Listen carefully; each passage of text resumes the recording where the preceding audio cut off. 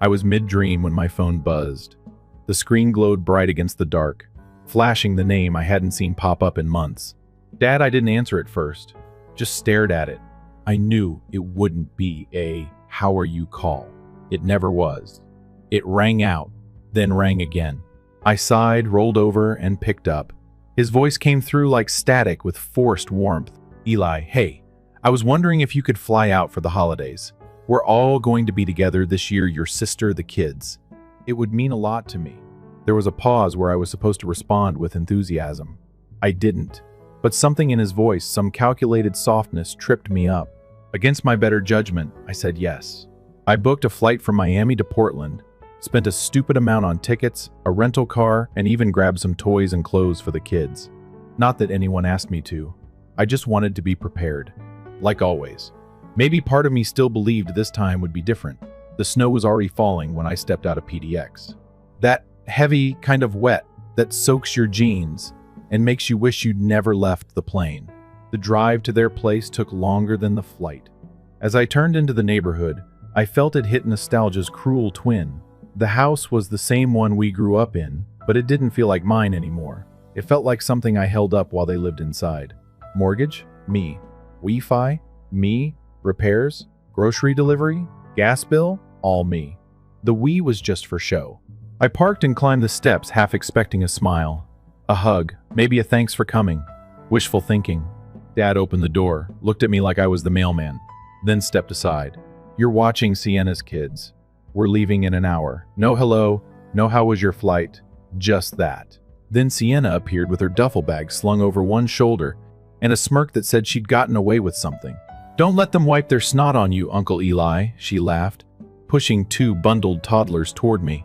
"They've got the sniffles." They all laughed, Mom included. From the kitchen like this was some sitcom prank and I was the punchline. But I wasn't laughing. I stood in the doorway, snow melting off my coat, staring at the people who thought I'd flown 3 miles just to babysit. And I said nothing. Not yet. That came a few minutes later, after they'd zipped their coats, checked their resort confirmation, and started bragging about finally getting a break. I cleared my throat. "I'm not staying." Sienna stopped mid-laugh. "What?" "I'm not here to babysit. And you're not going anywhere." They blinked, like I'd glitched. Dad frowned. "What the hell are you talking about?" I stepped inside, dropped my bag, and handed him an envelope. "Your resort reservation? Canceled. 3 days ago. Full refund. Back on the credit card. You know, the one in my name that you stopped paying last year." He flipped it open. The printout was clear. So was the transaction history. Sienna lunged for her phone, pulled up the app. Her face went pale. Mom clutched her coat tighter. But the flights," she stammered. "Also canceled," I said calmly. "Points reallocated. In my name. Your little vacation plan? It's over." My sister's voice hit a pitch I hadn't heard since high school. "You can't do that." "I just did." Dad exploded, first shouting, knocking the coat rack over like it personally offended him. Then came the begging. Mom pleading with me, voice quivering like the world was ending. And still, I stood there, cool, collected, done pretending, done paying for their lives, done letting them treat me like the emergency fund in human form. They thought I was here to help, but Seattle wasn't a detour, it was my destination.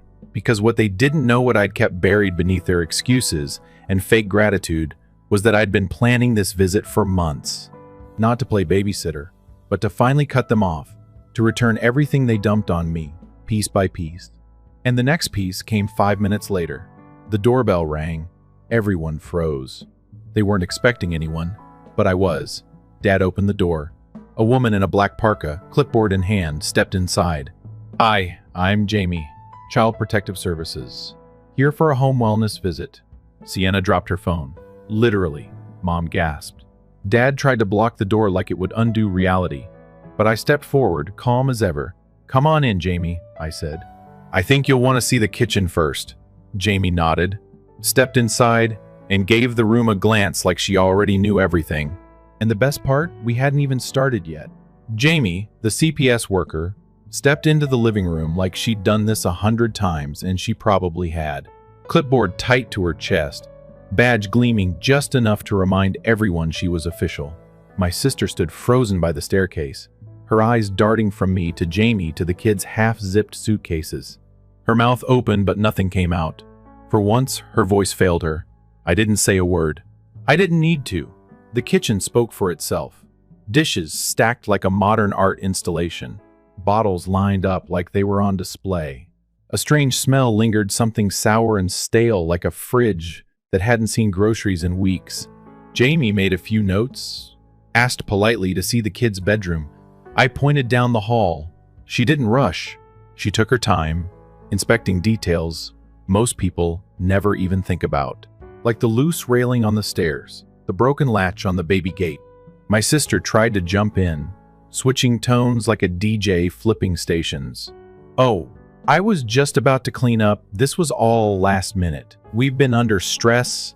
Jamie nodded in that neutral way trained professionals do. She wasn't here for excuses. She was here for patterns.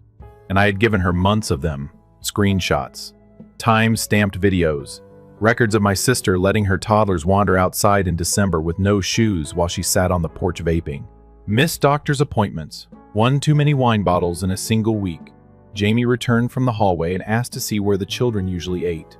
I pointed at the couch, where a crusty cereal bowl sat next to a half-empty juice box. Mom tried to salvage the moment. "We usually sit down as a family, but today's just unusual." "Of course," Jamie said, writing something on her clipboard. Then she asked the question that made Sienna flinch. "Do you have written permission for Eli to watch the children in your absence?" Silence. Jamie turned to me. "Would you mind showing me any text messages or emails confirming care arrangements?" I already had it ready. Pulled out my phone. Opened the thread. The last message from Sienna? "Hey, can you bring that organic shampoo again? The one you got in Miami?" Nothing about babysitting. Nothing about consent. Jamie read it, nodded slowly. Then, without a word, she walked over to the thermostat, took a photo of it showing the room was hovering just under 60 degrees. Too cold for toddlers. Then she asked to speak with the kids. That's when my dad stepped in, chest puffed, voice puffier. "This is a misunderstanding. Eli's always helped us. He's just upset right now. He doesn't mean all this." Jamie raised an eyebrow. "With all due respect, sir, this is not about anyone's feelings. It's about the welfare of the children." He sat down after that. When Jamie walked upstairs, my mom turned to me, whispering like we were in a church. "What are you doing, Eli? Are you really trying to destroy this family?" I looked at her, steady. "No, I'm finally telling the truth. I'm just not covering for you anymore." She opened her mouth, closed it, then looked away. Jamie came back down after a while and handed my sister a list.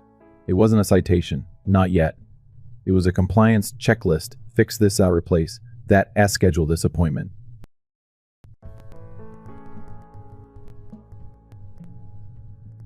And then came the line that set the tone. "We'll be returning for a follow-up visit." When Jamie left, my sister finally snapped. "You blindsided us. You called CPS on your own family?" I called because I saw kids being neglected. Not abused, but ignored. And I'm not going to keep quiet just because we share DNA.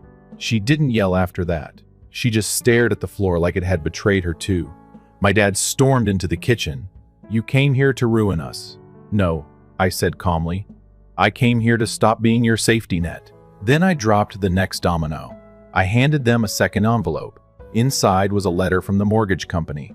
"Just a reminder, your account is now in arrears. The auto pay has been canceled. As of 3 weeks ago. Thought you'd notice," I said, "but you never opened the mail." Their faces fell in unison, like I'd unplugged their only source of electricity. "I paid your bills for 3 years. I lied to my own landlord to send you money for food. I covered car insurance, daycare, even Netflix. You made me your provider, and the second I stepped in the door, you treated me like the nanny." My mom shook her head slowly. "You don't understand what it's like for us." I met her eyes. "I do. That's the problem. I've been living it for you." Then I grabbed my suitcase from the corner and wheeled it into the hallway. "I'm staying here for 2 days. That's it. I've got a new place downtown. I move in Monday." My dad looked at me like I'd just committed a crime. "You think you're better than us now?" "No," I said, turning back. "I think I finally believe I'm not worse. Nobody said a word. I slept in my childhood bedroom that night. The sheets smelled like old laundry and regret. I didn't unpack, didn't need to. The next morning, the house was too quiet. No cartoons blaring, no toddlers crying. Just the low hum of the furnace kicking on and off like it couldn't decide if the house was worth warming. I made coffee, sat at the old kitchen table, and waited for someone to say something. No one did. By noon, I stood up and announced it like I was giving a weather report. I'll be staying here tonight too. Furniture gets delivered to my place tomorrow. Dad didn't look up from his cereal. You think you're entitled to squat here now? I tilted my head. You mean the house I've been paying for? That shut him up. He got up, shoved his bowl into the sink like a 5-year-old trying to start a fight, then walked out. My mom stayed seated, hands clasped like she was in a courtroom, but she didn't speak. Didn't defend me. Didn't defend him either. And my sister? She spent the whole morning holed up in her room with the kids. Doors closed, no footsteps, no apologies. Good. I wasn't interested in performance guilt.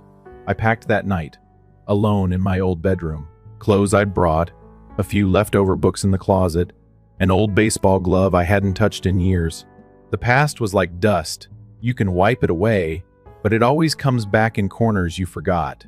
I slept one last time on that lumpy mattress and woke up earlier than I meant to. It was moving day. The condo was just 15 minutes away, but it felt like another planet. Quiet street, clean sidewalk, elevator with working lights. The kind of building that didn't buzz like a beehive full of other people's crises. The doorman greeted me like I was someone who belonged. That was new.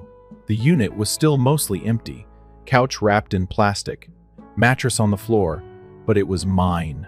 No backup plan, no shared keys, just me and a set of locks that only I had the code for. I dropped my bag on the floor, took a deep breath, and let it out slow.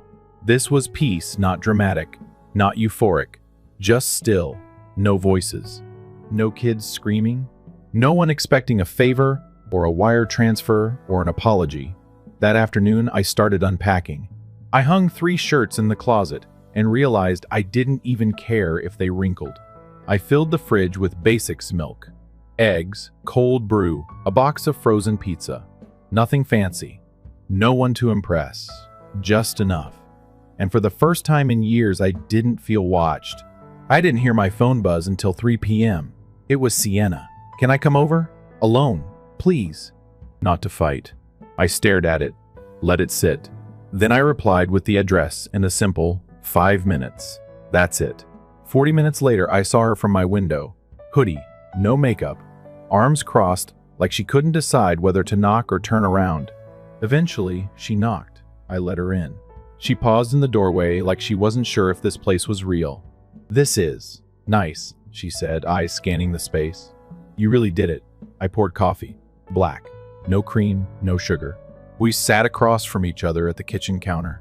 No small talk, no fake warmth. She started with the words I never thought I'd hear. I'm sorry. Her voice cracked a little. Not for drama, just exposed. For dumping the kids. For laughing. For thinking it was okay to use you just because you always said yes. She stared into the coffee like she was waiting for judgment. I said nothing. I just listened. She kept going. For the money. For every time I made you feel like it wasn't enough. For turning you into the responsible one and acting like that was your identity, not your choice. I nodded. Just once. Then I finally spoke, thank you. That means something. But saying it isn't the same as changing. She didn't argue. I know, she whispered. That's why I'm not going back there. The house. I got a hotel for me and the kids. Just for now. I need time to figure out the next step. That surprised me. Not the hotel part. The fact that she decided to leave. I looked her in the eyes.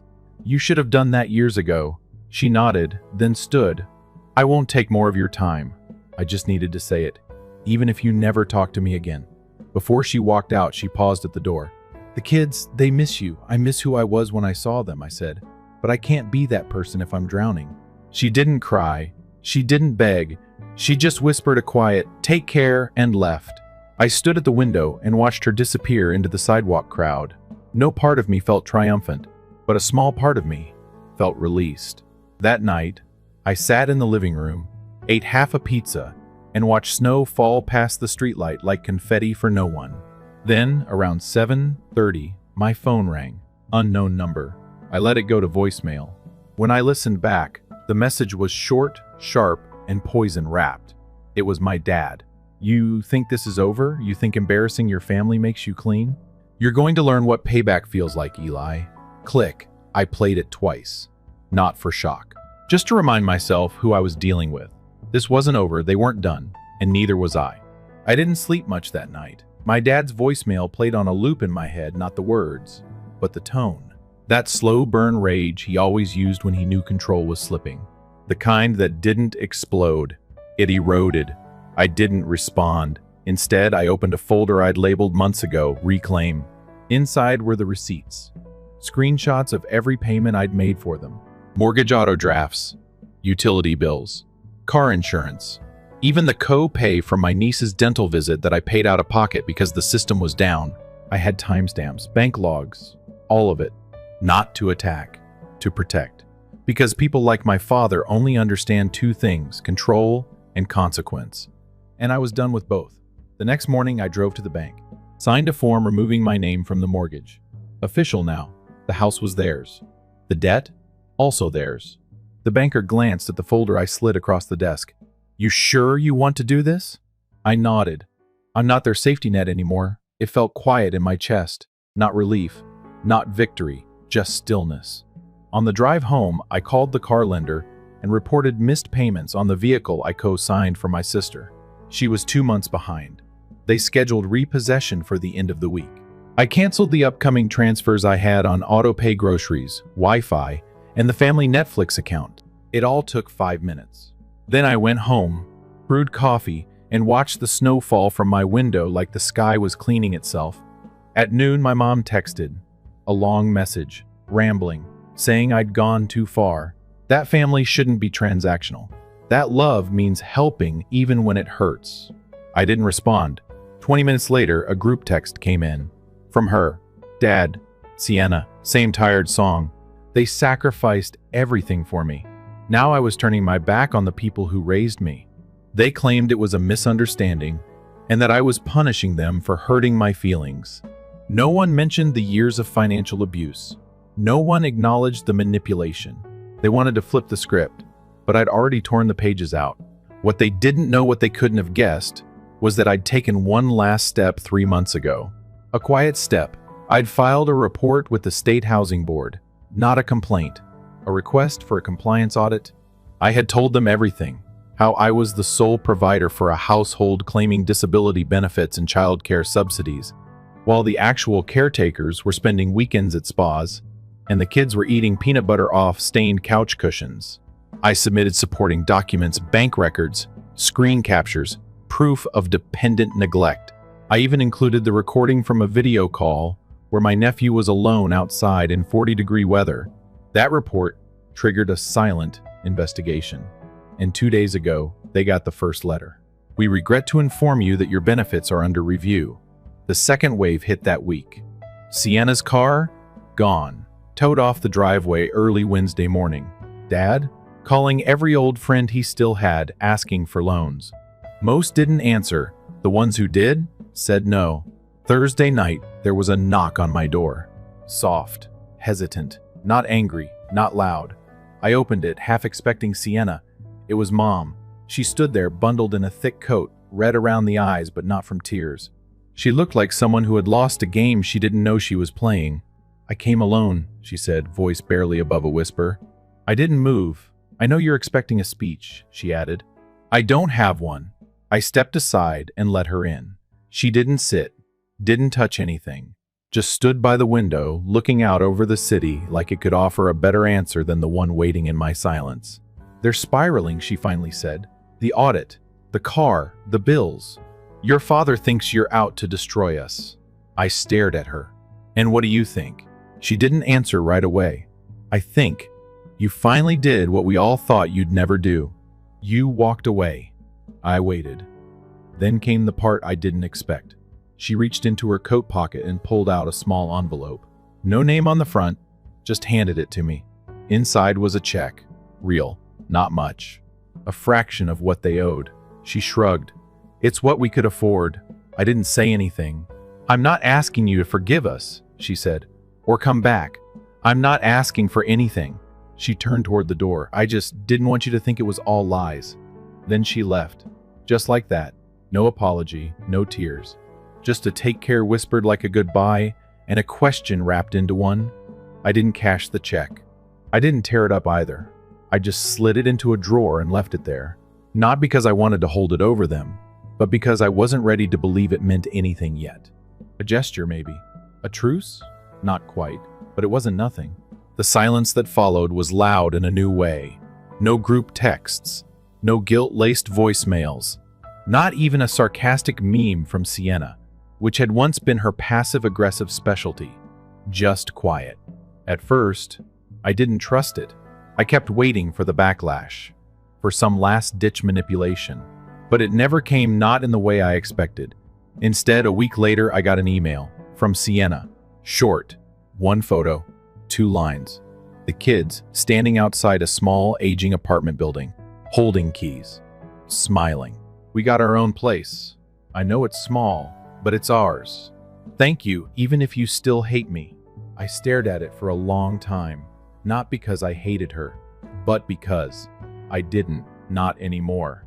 I wasn't angry the way I used to be, tight in the chest, burning in the gut. That kind of anger comes from being trapped. I wasn't trapped anymore. So I sent 1 line back. No hate, just boundaries. And I meant it. No promises, no reunion, just space.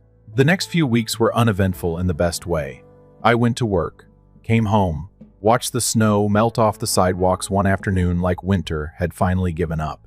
I got my shelves up, framed some art, found a new grocery store I liked. My fridge was full for the first time in forever. I stopped looking at my phone like it was a grenade. Then, a letter came in the mail. No return address. Just my name, written in pen I knew immediately was my mom's. Inside, another check, smaller than the first, a few $100s. And a note, we're doing what we can. Every month if possible. No expectations. Just effort. I sat on the couch and read it twice. It still didn't fix anything. But something about the line, no expectations, hit harder than I thought it would. I didn't reply. Not yet. I didn't want them to think money bought forgiveness. It didn't. But I also didn't want to pretend it wasn't progress. Small, quiet progress unlike them. I pinned the check to the fridge. Not as a trophy, as a reminder. People can change sometimes, but they have to do it without dragging someone else with them. Sienna checked in again 2 weeks later. Another email, another photo. The kids sitting on the floor of their apartment, drawing in coloring books. The living room looked normal, lived in, cozy even. The kind of mess that comes from play, not neglect. Got a part-time job at a daycare, she wrote. I know, irony, right? But I'm learning. And they're laughing more. I didn't reply. Not out of coldness, I just wanted to sit with it a while. Because for the first time in a long time, there wasn't a string attached. And I was learning that silence could be respectful too. One afternoon, I walked past the old house, just to see it.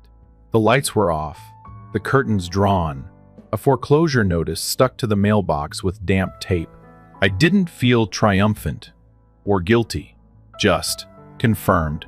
They hadn't made the payments. They hadn't picked up the pieces. And now the bank would take what I no longer carried. I took a photo, deleted it.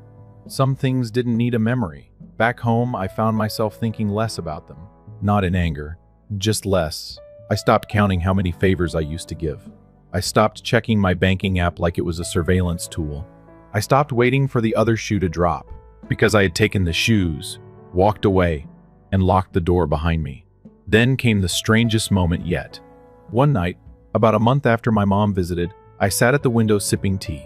No TV on, just the city humming softly below, and I laughed. Not at anything, not at a joke, not at a meme, just laughter.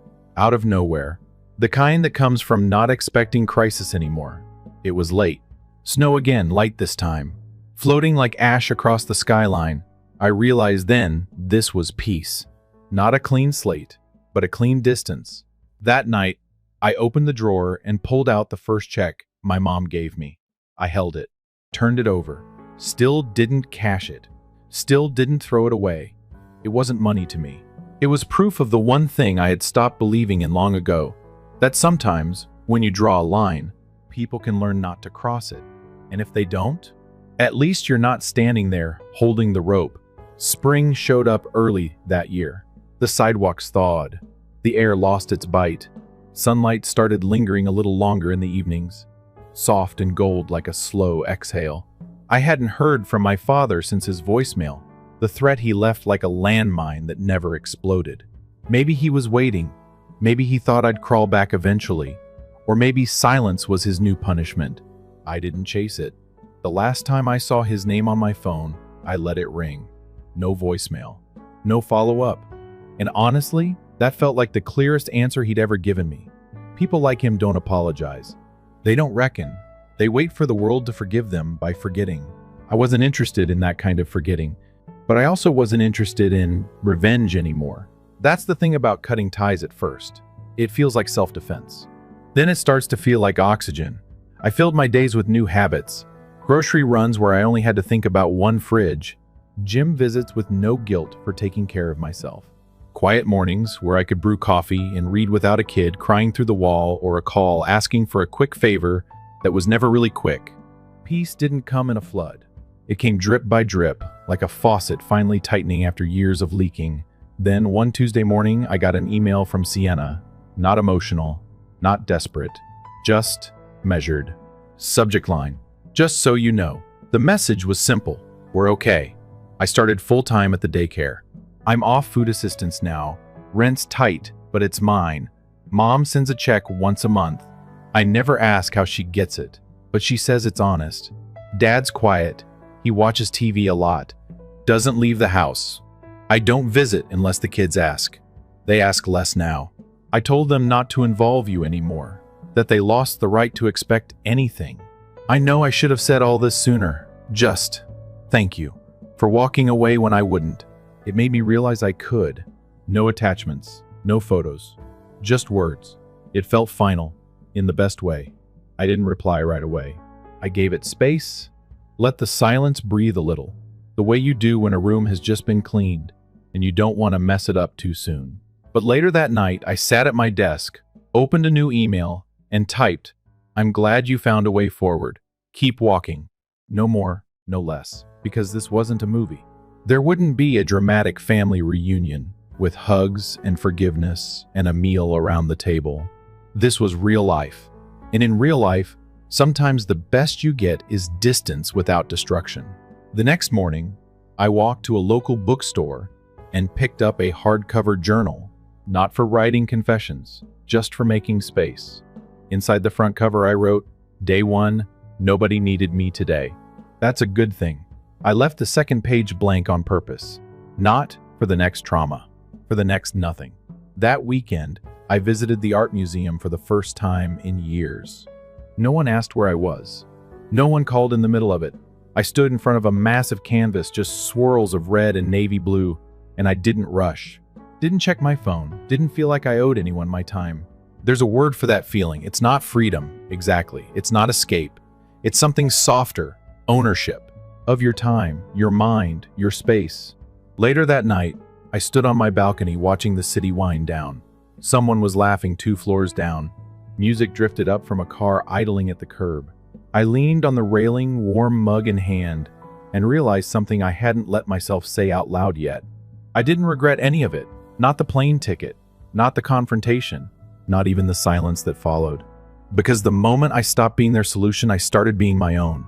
I still hadn't seen my dad. I didn't expect to. I didn't need to. My mom continued sending checks, like clockwork. No letters now. Just the envelope, the amount, and the same return address I'd memorized as a kid. I cashed the third one. Not for the money. For the acknowledgement. I didn't see it as repayment. I saw it as a quiet admission of guilt. Or maybe gratitude. I didn't need to label it. I just needed it to not be empty. By mid-April, my place felt like a home. Couch broken in, books on shelves, closet full of only what I chose to wear. No hand-me-down responsibility, no quick favor texts. Just a calendar with my own handwriting on it. One day, I pulled out the last sheet of documents from the reclaim folder. The very first bank statement I had printed when I started digging myself out. I folded it once, neatly, and tucked it into the back of the journal, not as a wound, as a mile marker, a reminder that survival isn't the same as living, and I'd finally stepped into the difference. Some people chase closure like it's a destination, but me? I didn't need their apology anymore. I had myself, and I was finally enough. Story 2, my parents said they were unable to pay for a family trip with me. A week after that, my mom shared pictures of our family and our beloved daughter with her new lover on Facebook. The family is gathered together. I didn't respond to it. They experienced an emergency a week later. They came to plead for assistance.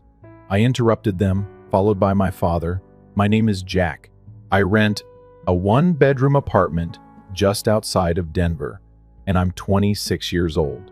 It's where I work, assistance for a firm that develops health software, primarily from a distance. Although it's not glamorous, it provides for my family, with whom I believed I had finally reconciled, and pays the bills. I was simply disregarding the obvious, it turns out. It all began in mid-March, less than a month ago. I was having supper at my folks' place, something I do every 2 weeks more out of habit than anything else. Emma, my sister, was present. She is still living at home at the age of 25, in a subtle way spoiled. Unless you've spent 20 years living next door to her, she only receives what is important, not everything she desires. My mother began discussing this trip as we were seated at the table. In Aspen, they had plans to build a cabin resort, a location where elegance meets real rustic. Everything, even the brochure, was printed out by her. They planned to hike, disconnect, and perhaps go horseback riding. The process. I asked politely whether I might go. It had been years since I had taken a vacation. I reasoned that we may all benefit from spending some time together. Only once. Mom looked at me as if she were sorry for me. Then she began to explain that this year was difficult. It can only accommodate 4 people. She didn't want me to feel under pressure to pay for myself, since she knew that rent was high and everything, and money was a little tight after taxes, so I didn't push. I simply said, "Okay, sure. Don't worry." That night, I left her flat, not even furious, kind of numb. I kept wondering if I had misinterpreted. Perhaps the money was the main factor. Perhaps they genuinely believed they were a little inconvenience. I'm working late at my apartment at 9:30 a week later. I browsed Facebook during my break. My mom had uploaded a picture. She was standing on a Colorado cliff with my dad, Emma, and Emma's boyfriend, Zach, with their arms wrapped around one another with a trademark smile. The caption said, "Our family and our dear daughter with her new boyfriend." The whole family. I'm not sure what struck me more forcefully. The fact that they brought bag and referred to it as our family, or the fact that they left me behind. Emma had been seeing Zach for 2 months. He was quiet, new, and the type of person who genuinely meant it when he said things like "nice to meet you." I enjoyed him. I still do, in a way. It exacerbates the situation since I probably would have agreed if they had asked whether it was acceptable for them to bring him. They didn't ask, though. They simply take my position. I remained silent. Not to Zach, and not to them, not to the post. A week after their return, I just sat with it and let it to consume me. It was a Monday evening. I was watching something on Netflix after finishing dinner when someone knocked on my door. I had no expectations. All 3 of them were there when I opened it. Emma, Dad, and Mom are standing in the corridor. They appeared to be in ruins, eyes droopy as if they hadn't slept for days, hair disheveled.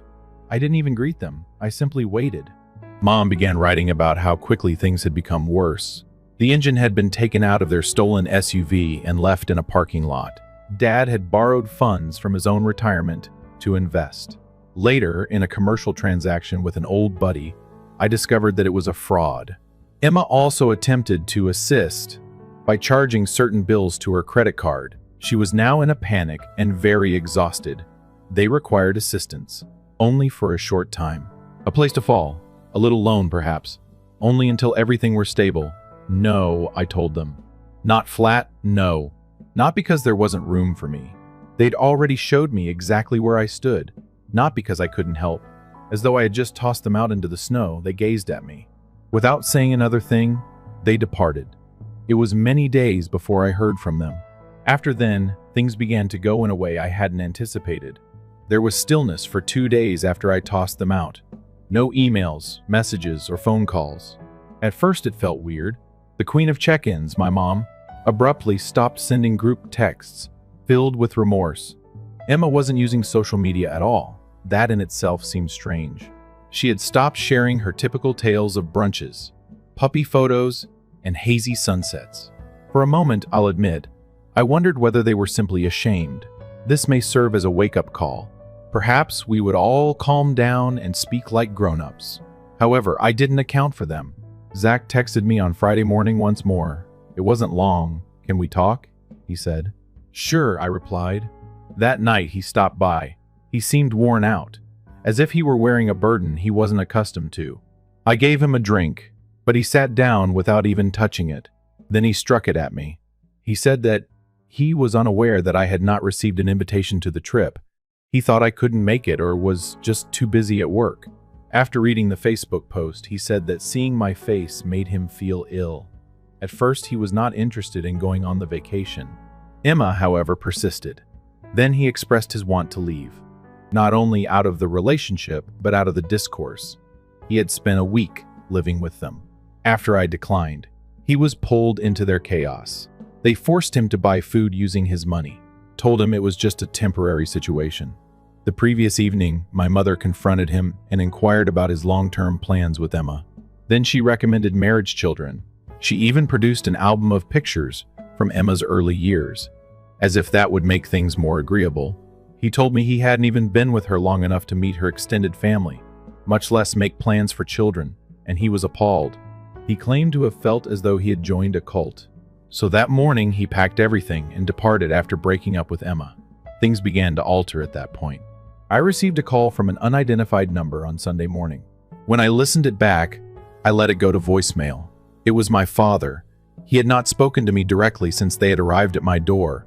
They called the message. "Don't apologize. No justification. You've made your decision, Jess. We will proceed without you." At first, I didn't give it much thought. Until Monday, I took my keys and went out to my car to drive to the grocery. The words appeared to be paint or oil, and I paused as I saw the windshield splattered over the glass. Family stays with family. No witnesses, no note. I submitted the report. The police claimed to have inspected the local cameras, but I was already certain that nobody would be apprehended. My bank account was flagged for suspicious activities that same day.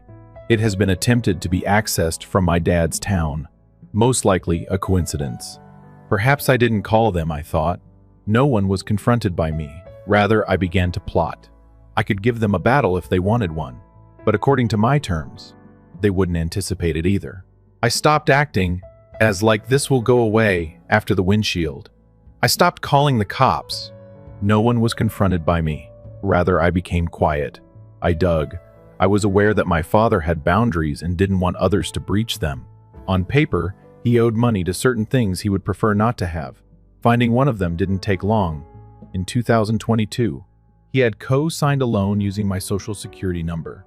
Only last year, when I performed a random soft credit draw, did I learn about it. When I addressed him at the time, he pretended to be unintelligent until I threatened to get an attorney.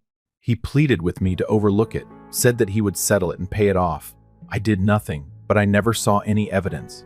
I saw an opportunity now. I was honest with the lending business over the phone. I never signed anything, I said. I gave them a letter from a legal acquaintance who owed me a favor along with an affidavit. The account is now being looked into. He is now more balanced. He has been prohibited from doing anything pertaining to credit until this is addressed, and his interest has been frozen. My mother emailed me a picture of a letter she had gotten from the bank 3 days later. She then called, but I didn't pick up. Her voicemail was left. She asked me why I was doing this while weeping. "We were family," she said. "Family also extends forgiveness." I didn't respond. Emma shared a story of a black screen with white lettering on Instagram that evening. When someone you trust betrays you, it always sounds the loudest. I laughed because it was desperate, not because it was amusing. I went to see someone I hadn't spoken to in more than a year the next day. My granddad. the father of my father. About 40 minutes away is the small village where he resides. He was always someone I liked. He didn't resemble my father at all. Sharp and quiet. Always spoke things in a dry manner that unnerved others. He was the type of man who rarely spoke. When he did, however, everyone paid attention. He answered the door, looked at me for a long moment, and said when I arrived at his place, "You took too long." On the porch, we sat. I told him everything. Not only the years' worth of abuse they had inflicted on me, the fact that it was always them, how I was only helpful after everything came apart, Emma. He remained silent. He simply listened while sitting there. He leaned back and gave me a dry little laugh as I told him about the windshield, the loan, and how they came to me with phony excuses after lying to my face. Then he said something that will always stick in my memory. People with 45 large mouths like your father didn't last long, you know? No dignity. Someone who would be willing to sell you out in order to keep his job. I wasn't even sure how to react. Let them come crawling, he continued. However, make sure they remember the mud on their knees. He promised to lend a hand however he could. He claimed that some of his pals were still able to push buttons if necessary. I didn't say no, but I did tell him not yet. My mother sent me another mail the next morning. It was different this time. They wanted to get together simply to chat, she said. Make the air clear. It would only be the three of them, she added. Dad, her, and me. They were unaware of that. That day, I already had something else planned. They were also undoubtedly unaware that I had extended an invitation to someone else to join us. We decided to get together in this peaceful cafe on the outskirts of town, land that is neutral, not in front of people, but also not in a position where they might corner me. I went with the rear booth. When they entered, I was already sitting. Emma, Dad, and Mom. This time, no Zach. He was no longer involved. Only the original three. As though it were a family meal, they sat down. Mom made an effort to smile. Before he spoke, Dad appeared agitated. Emma, presumably for effect, donned sunglasses inside. They placed no orders. They jumped straight in. Mom began discussing forgiveness, family, miscommunications, and poor timing. Dad didn't say anything, which was unusual for him. He enjoys playing the victim most of the time. He appeared to be something to lose today. This was novel. They promised to forget everything, just if I don't escalate. They said that without my supplying gasoline, things were already difficult. I informed them that I had nothing else to offer. I simply had had enough of acting. I told them something else after that. I'd been holding back on dropping it. Do you recall the small business loan you filed for using that veterans grant, I asked? The one where you declared your job as active military and increased your income? His face became cold. I bent over. I forwarded a copy of your DD 214 along with the actual numbers. Mom opened her lips to speak, but nothing came out. I told the truth. I had received the documents from my grandfather. He claimed to have saved it in case my dad ever attempted to use the VA in an idiotic manner. Once more, he had. And now fraud was being looked at. I stood up, prepared to depart. My granddad entered at that point. No one asked him to sit down. He simply stood with his arms folded at the end of the table. My dad appeared to have seen a ghost. Grandpa was silent for a moment. He simply gazed at his son, the way you see a disappointing thing that you are unable to return. Then he spoke loudly enough to be heard in the other cabins. You always believed that you were more intelligent than other people. You never realized that intelligence does not equate to honesty. I'm pleased you didn't end up like him, he said, turning to face me with a little smile. Then he went away. Then I went out. The repercussions started almost immediately. Dad's loan application was formally placed on hold, while an inquiry was conducted 3 days later. A contract was backed out by his business partner. Perhaps someone who knew someone was whispering to you. In a lengthy, meandering Facebook status, my mother advocated for families to forgive one another rather than destroy one another. Emma shared a quotation about how individuals reveal their true selves during difficult times, along with a picture of herself in tears. I remained silent. 24 calls came in, but I didn't answer. I took another step instead. A family trust existed. It was established up long ago by my grandfather. Something stable but not too big. Something he could one day teach his grandkids. My father had been subtly urging him to transfer everything to Emma. Family wealth doesn't interest me, I answered. That week, I sat down with my grandfather once again. I didn't even need to mention anything. He informed me that he had previously updated the documentation. Emma had left. My father's name had vanished entirely. When he told me, he laughed. Until someone read the script, your dad was always terrific at being the hero.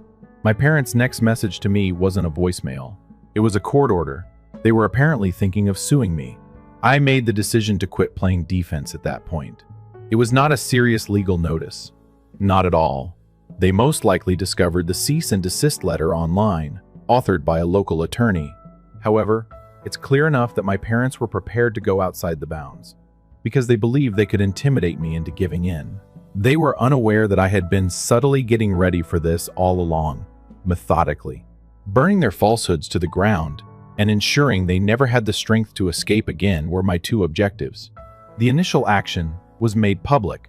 I made a folder with data, papers, screenshots, and texts. The times they took advantage of me, misled me, and stole evidence of the loan in my name, the texts Emma used to coerce me into paying off her debt, the VA fraud documents Grandpa had preserved, the pictures of the broken windshield, the note my dad left when I refused, everything. After that, I published it. The post is headlined, "This is what family looks like when you're only useful in a crisis," but it's hardly a big reveal. We all belong to close-knit, primarily suburban, local groups that like gossiping. I wrote on a community forum. It had become the sort of location where my dad always attempted to seem like the well-respected family guy in a matter of hours. Comments were made. Others related their personal tales. Some were not shocked by the morning and knew my dad's identity. There had been 2 incidents. My mother first deactivated her Facebook account. All posts have been removed. Second, my dad was no longer able to volunteer for the local business council. My post had been forwarded by someone. I wasn't finished. I got in touch with Emma's credit card debt collecting firm. I informed them about her current workplace. The same week they claimed to be barely living, they split up expensive bags, concert tickets, and a spa trip, so I emailed them a list of the things she had bought using Zach's card, which he provided me. He was more than willing to assist. By the end of the week, they had frozen her account. In one night, she phoned me 6 times. I didn't answer. The actual blow, however, was later. My father was attempting to launch a new company. It has to do with property management. I located the LLC application online, but it wasn't yet live. I phoned a buddy of mine who practices real estate law since my mom was listed as the second manager. The business had not finished obtaining the necessary zoning permits. And you know what? The city stopped the application and started a formal inquiry after finding inconsistencies in the documentation, incorrect addresses, and enough misreported income to cause a delay and review within 3 days. They knew it was me, even if I didn't tell them. They emailed me this time.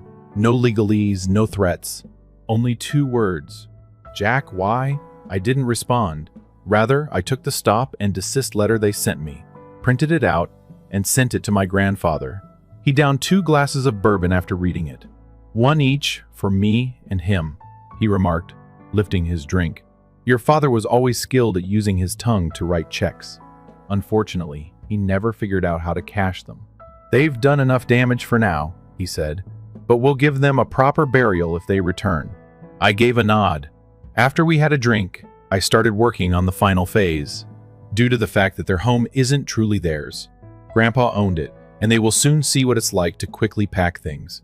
The entire situation began to unravel more quickly than I could have predicted 2 weeks after the city froze my dad's company account. It turns out that all it takes is one strong shove to build your life on borrowed funds, falsified documents, and phony charm. I was the push. His tax returns were highlighted by the city. After that, an audit was initiated. Additionally, the local paper received an anonymous report from someone Grandpa knew, most likely that old accountant. A brief story concerning misappropriated monies and dubious veteran business claims was published. Everyone who read it in our community knew precisely who it was, even if it didn't name him. His investors left one by one, not because they were ethically concerned, but simply because they were afraid of getting burnt. Then the actual blow struck. On the home where he and my mother resided, my dad had obtained a second mortgage. Legally, just the home wasn't his. When he attempted to use fake paperwork to substantiate the loan, he conveniently forgot that it was still in Grandpa's name. Grandpa answered the phone when the bank phoned, and rather than stepping in to cover him, he gave the actual deed. Grandpa made his last move at that point. He formally altered the trust. According to the law, the home and the land it was on were placed in a single-name family trust. Mine. Not my mother's, not Emma's, not even a provision for my dad. They had 30 days to depart. They did not resist. Not in public, but an odd occurrence occurred the week before the relocation. A woman I didn't know sent me a message. She claimed to have worked as my dad's assistant during his semi-successful years as the owner of a chain of auto dealerships. She claimed to have witnessed everything and believed I ought to be aware of it. My parents had another child, it turns out, a half-brother from an affair he had when my mother was expecting Emma, but that was years ago. I had no idea what to do with that knowledge. I haven't yet. However, it made more sense in some way. He treated Emma like a king or queen, and he treated me as if I didn't exist at all, as if I were reminding him that his running speed was insufficient. I kept it from Emma. No, I doubt I ever will. My parents were silent on the final day before the eviction. They were boxes for packaging. Emma made cryptic comments about being severed by your own blood while crying. My mother appeared to have aged 10 years in a single week. My father, he simply had a worn-out appearance. Before they went, he placed a message in Grandpa's mailbox. I didn't see it. Without reading it, Grandpa burnt it in the fire pit. I don't care, he answered when I asked him what it stated. For the past 30 years, I have been reading his justifications. On the outskirts of town, they reside in a rental home. Someone told me that my dad is attempting to secure consultancy business for an unsophisticated buddy. Emma has returned to her retail job. Mom hasn't spoken much. Too silent. I go to my grandfather once a week. We have coffee while sitting on the porch. We converse occasionally. There are moments when we simply listen to the quiet. He once pulled out an ancient hunting knife and handed it to me. It seemed like a sincere gesture to me. Rather, he claimed that this belonged to my father. When the barn caught fire in '42, he used it to cut ropes. There are moments when you have to cut things loose before they drag you down. Then he grinned, the smile of that crooked old man. Jack, you did well. You didn't just wake up, you completed it. He was correct. My dad still sends me an email once a month. A fresh address every time. The same tone every time. Bitterness was covered by regret. I never respond. Retaliation is no longer necessary for me. I've already made one update. The eviction had occurred many months prior. In fact, I had begun to feel at ease in my life. Someone I was seeing was striving for a promotion and was even thinking about acquiring a puppy. My dad had been sending me sloppy emails every month, so it was surprising that I hadn't heard from them in weeks. Then one suddenly appeared, but it wasn't him. It wasn't one of those dubious C sentences, and it came from a lawyer. This was an out-of-state real estate attorney. Emails with the subject line, "Urgent regarding purchase of property" by Mr. Ronald K., my dad's full name, were sent. I thought it could be rubbish when I opened it. No, it wasn't. My dad apparently purchased a little plot of land outside of town, not in his name. He had utilized the show LLC with a different management, with whom he had collaborated for decades. The device was remote, only dirt and trees, no permissions, no utilities. Here's the worst part though. Plans for a self-sufficient hut had been presented by him. Live off the grid, concealed in documents. There is no published address. At first, the lawyer didn't recognize me. Using my grandfather's deed of trust as a guide, he claimed to have been recruited to manage the permissions and had accidentally discovered my identity. Something to do with overlapping zoning and land conflicts. The properties were in close proximity to one another. My dad aspired to live out there by himself, totally alone, and disconnected from the outside world. I was at a loss for what to think. He wasn't like that. He flourished while people looked on. Cheers. Command. However, this appeared to be a man's way out when he realized he had run out of options. At first, I didn't tell Grandpa. I reasoned that it could be best if he was unaware. Grandpa, however, summoned me over last week. That expression returned, as if he was already hearing it in his mind. He said, "I got a call. According to an old buddy, your dad has been surreptitiously redrawing maps and spying about the city assessor's office, inquiring about construction licenses and altering borders." I informed him of my discovery and nodded. For a long time, he simply nodded back without saying anything. "You know why he's doing it, right?" he asked. I gave a shrug. He has no intention of vanishing. He's attempting to hold off on us. It made logic, but I hadn't even considered it. Not that my dad was running. When the smoke cleared, he returned after hiding and keeping low while he waited for everyone to calm down. Acting as though you're modest. Grandpa gave me a little envelope that he had taken out. It included a deed to the land adjacent to the one my father had recently purchased, not to our property. A week prior, Grandpa had purchased it from someone else. He smiled as he glanced at me. He must gaze at my house every morning if he want to vanish into the woods. I knew this wasn't over, so I didn't even inquire how he did it. My father had no intention of going missing. He was preparing a return. It would also not be public this time. It would be quiet, slow, and cunning, similar to him. However, he was unaware that we were now observing. Story 3. My dad videotaped me as I was repairing his car and shared it on the family chat. "Take a look at this loser. He fixes automobiles for nothing." Then, throughout the conversation, cousins were giggling. Dad then wrote and shared it on Facebook. "Examine this failure." I became irate and walked away. Dad and other family members bombarded my phone with calls 3 days later, pleading with me to take back what I had done. However, it began with a fucking alternator. My dad couldn't afford to take his old Ford to a mechanic because it wouldn't start. As usual, when anything broke, he contacted me. I wouldn't charge him, not because he valued my time or abilities. He simply anticipated it. I dropped everything and drove over, even though I had work that morning. I hoped that things would be different this time. Perhaps he would give me something little in exchange. I'm grateful, a little meal. Instead, something. He gave me a Gatorade that was lukewarm, said something about how short it should be, and returned inside to watch television. I spent over 2 hours under the hood in the driveway. The sun was cruel. Grease was all over my arms. Bending over the engine was hurting me in the back. Every bolt that I touched felt like it had been fused, and my shirt was clinging to my flesh. I wasn't whining, though. I was accustomed to it. I caught a glimpse of him standing on the porch at one point. He was recording me with his phone.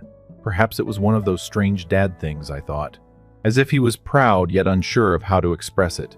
Like a fool, I even gave the camera a little nod. It wasn't until I checked my phone during a water break that I realized what he had done. I received many alerts from the family group chat. This time, it was a video of me squatting over the engine, using the back of my hand to wipe perspiration from my brow, with the comment, "Look at this loser." Normally, it's just dull birthday words and the means. As if it were 1952 fixing automobiles for gratis. Sweat, tears of delight, and a face covered in tears. Sweat on your face, joyful tears. I simply gazed at it. Then the remarks began. Josh, Eric, and Nathan, my cousins, were the first to leap in. "Kyle is an LOL classic. Tell me when he's finished. My toilet has to be scrubbed. Bro, you ought to have attended trade school at the very least. My aunt's ruiner, too. What a lovely child he is. God bless his tiny heart." It somewhat exacerbated it. Not that I was yet furious. Not until my coworker emailed me the screenshot. My dad posted the identical video to Facebook with a fresh caption 5 minutes later. "Look at this loser who is still slow for your task. Use the hashtag family discount. Face with happy tears." More than 60 remarks. A few are from folks I haven't spoken to since high school. I'm laughing, tagging other people, sharing individuals with whom I was formerly pals. I used to enjoy girls. Didn't that guy cry once in gym class and it got 19 likes? One person said. I remained silent. The text went unanswered. I just closed the hood, placed my tools back in the trunk, and drove off. No. Farewell. No justification. That night, I stayed with a buddy. I told him that I needed room. There were no inquiries from him. My phone began to blow up on the third day. 30 calls were lost. Voicemails. One of my mother's tears. My dad gave me another one that began quietly, but ended up yelling. Trying to appear pleasant, my cousins texted 2 people at once. My uncle then sent me a direct message. "What did you do, Kyle? Take care of this right now." They didn't know, so I simply gazed at the screen. They were unaware of my actions. They believed that I was the same child who would remain silent and endure the heat. The one who kept silent at family get-togethers as they made jokes about my interests. Asked if my automobile was still my home. It was a period if I continued to play mechanic. They were unaware that I had spent months organizing my departure. The passive version of me that they were accustomed to kicking around, not the family. None of them understood that auto repair was no longer only a pastime. Behind the scenes, I had been constructing something. I had been making little sums of money by side flipping automobiles. I created my own LLC 2 weeks prior to that. Ford broke down, and I had a shop set up, paperwork done, and my company name locked down. I had struck a deal with a tiny local business that was in need of an experienced worker. The proprietor was prepared for retirement. We completed the transfer. I was going to take over a legitimate business. I didn't just head to my friend's house once I pulled out of the driveway. I phoned the person who sold it and worked late into the night in my soon-to-be garage. Asked if it would be okay to move more quickly. Yes, he replied. He enjoyed my efforts. The paperwork was finished at the end of the family conversation. Even though I was holding the keys, it wasn't the beginning. They were not panicking for that reason. My own post was uploaded 3 days after my dad's. A video similar to his, with a bright red Mustang on the elevator behind me. My new store is neat and orderly. But mine was shot. I gazed directly at the camera. Just facts, no rage. I was dubbed a loser for mending a car in a recent video, which some of you may have seen. My father owned the vehicle. I wasn't paid by him. He wasn't asked to. Here's the problem, though, as he was laughing and photographing me. Out here, I was constructing something. My new store is here. I now own it. I own it. I moved aside to make the space, the tools, the framed license on the wall, and the store name visible to the camera. Auto work for free. I stopped. Indeed, the name is derived from the joke, "Dad, thanks for the promotion." Then I grinned because I knew what was about to happen, not because I was proud. Within a day, the post blew up. People began sharing it, leaving comments, and receiving direct messages from strangers who claimed to be connected, offered assistance, and asked for jobs. I started being tagged by other mechanics. My dad contacted me 7 times in one morning, and the local news even got involved. 4 voicemails were left. He then made a status update. There are those who lack gratitude. To improve their own image, they distort the facts. First, family. Always. 5 people liked it, all of them were family. Then something amusing occurred. The same cousins who had been giggling began contacting me. Josh texted me personally, stating that he believed what I was doing was very horrible and that he didn't mean anything by it. On his own tale, Nathan shared my insightful piece. Eric used fire emojis in his comments as if nothing had occurred. After that, I posted an invitation to fund a family vehicle day at my business from my uncle, who had instructed me to change the tag. All of them were attempting to rejoin the ship. They were unaware that I wasn't finished. At first, I disregarded the messages, allowed them to accumulate. In an attempt to sound encouraging, as if they had always had faith in me, I saw them contort themselves into knots. I was curious to see just how far they would go. Then my father arrived at the shop. I heard someone knocking on the windshield as I was changing the oil on a customer's Civic. He was standing outside like a man who had just learned the ATM, had taken his last 20 when I looked up. I remained still. Until my colleague unlocked the door, I just stared. He entered as though he was the owner. Didn't even greet them. Began accusing me of being overly theatrical. I had made him seem bad in front of his entire family. That on the internet, I had made him appear foolish. He made no reference to the original video at all. Then he uttered what ultimately made me lose it. Without me, you wouldn't have this location. Not because it was hilarious, but because I laughed due of its delusions. He was attempting to instruct me to remove my video, that I ought to create a fresh one in which I thanked him for making fun of me. In front of hundreds of people, you called me a loser. He continued by saying that the family felt awkward and embarrassed by all of this public drama, and that I needed to make things right, as if I had broken some holy law. I thus corrected it. That evening, I posted a lengthy new video that had more than just me speaking. This one had voicemails, screenshots, transcripts, and clips from the Facebook post and group chat. It also included a collection of the smug texts, laughs, and abuse, all of which were nicely displayed with identities masked just enough to raise questions without totally hiding them. Then I took an unexpected action. I pulled out a folder I had stored for years. Images, texts, and recordings of growing up in this house as well as the automobile. The occasions when my father made fun of me in front of instructors, friends, and relatives. He heckled my name when he arrived at my graduation intoxicated.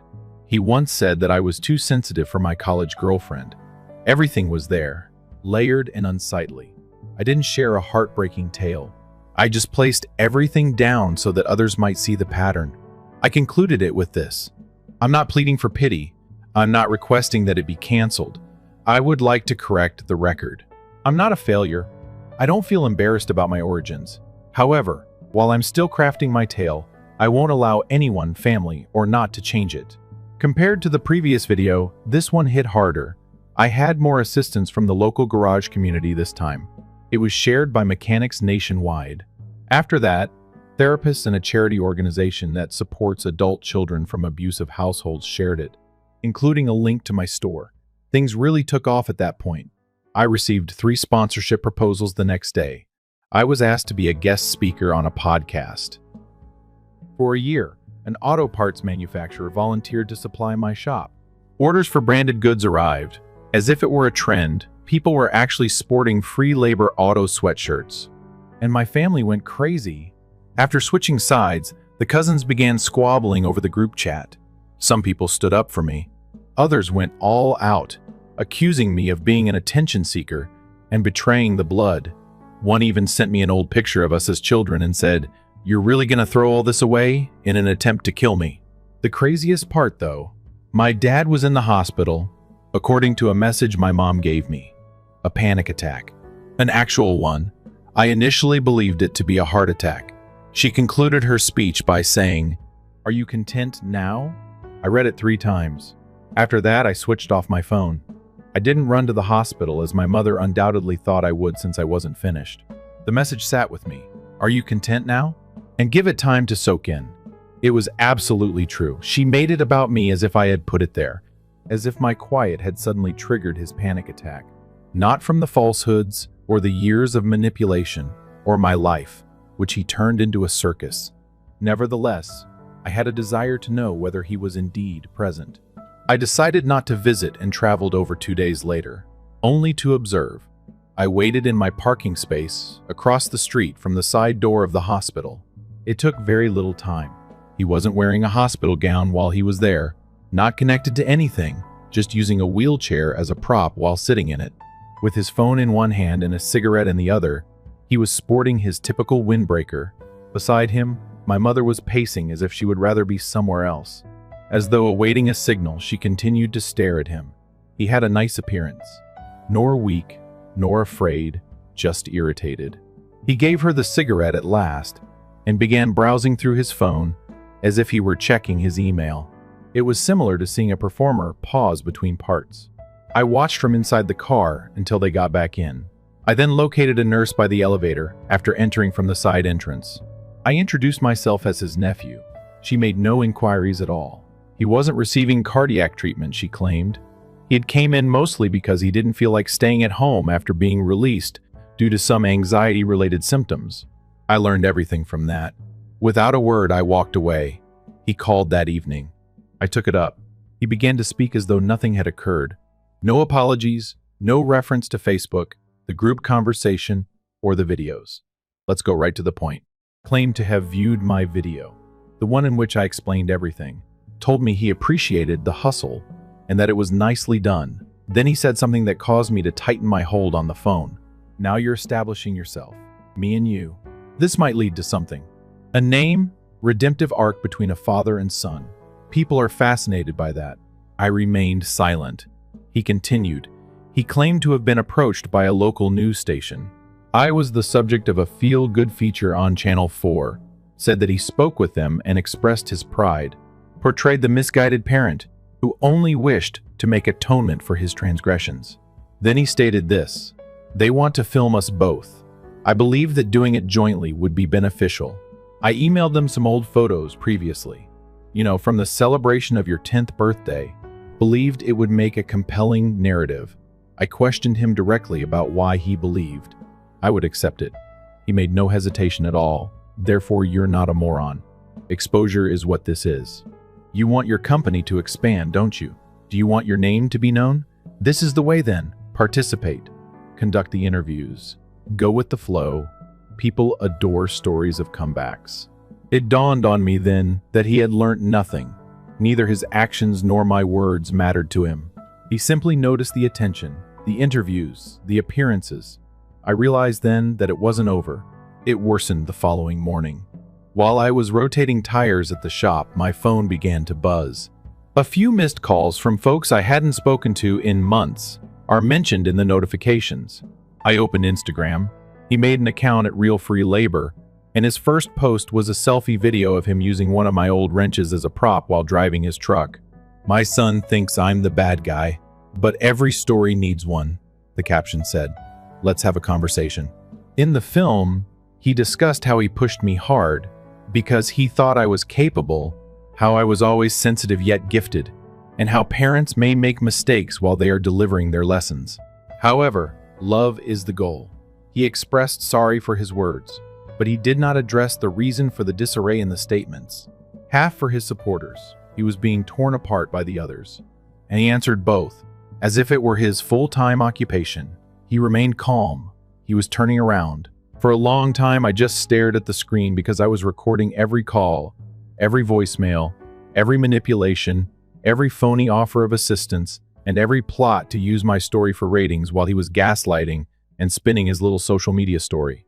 I had hours of incriminating, clear, and sharp audio that I wasn't keeping for legal purposes. I put it aside for another use.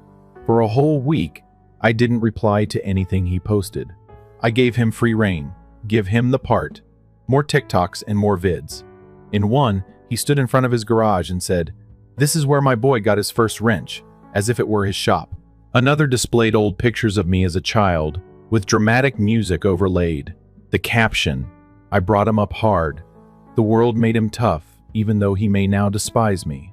All I did was get him ready. The remarks were abhorrent. People told him that I was the one who was ungrateful, and that he was a wonderful father and a misunderstood old-school hero. "I wish my dad was like you," one woman wrote. It was more than just eerie. Since my name appeared in every film, my business, my face, my life, and my customers were beginning to become confused. It was becoming hazardous. A man entered and inquired about the presence of the TikTok dad for pictures. If the entire father-son tale was accurate, another woman stated she would want to schedule an appointment. While I did the actual labor, he made money off of the suffering and made it into a brand. I contacted him to let him know that I had been considering it. Perhaps we ought to speak. Perhaps Channel 4 was the best course of action. In a matter of minutes, he responded. He stated in all capitals that he would bring notes and suggestions for content to the session, referred to me as a champion, advised him to come by himself. Just the two of us, early Saturday. Not on the record. As usual, he arrived 15 minutes early on Saturday morning, dressed more elegantly than usual for the polo, tucked in as the shirt, whiter teeth than I had recalled. He appeared prepared for a photo shoot, entered the store as if nothing had occurred. "Look at this place," he said. "My son is doing a great job." I didn't respond, just indicated the chair across from my workstation. It was covered in a folder. He took a seat and opened it. Go over the contract.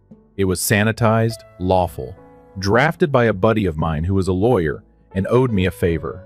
According to the agreements, he is no longer permitted to utilize my name, face, company, or narrative in any interviews or personal branding materials.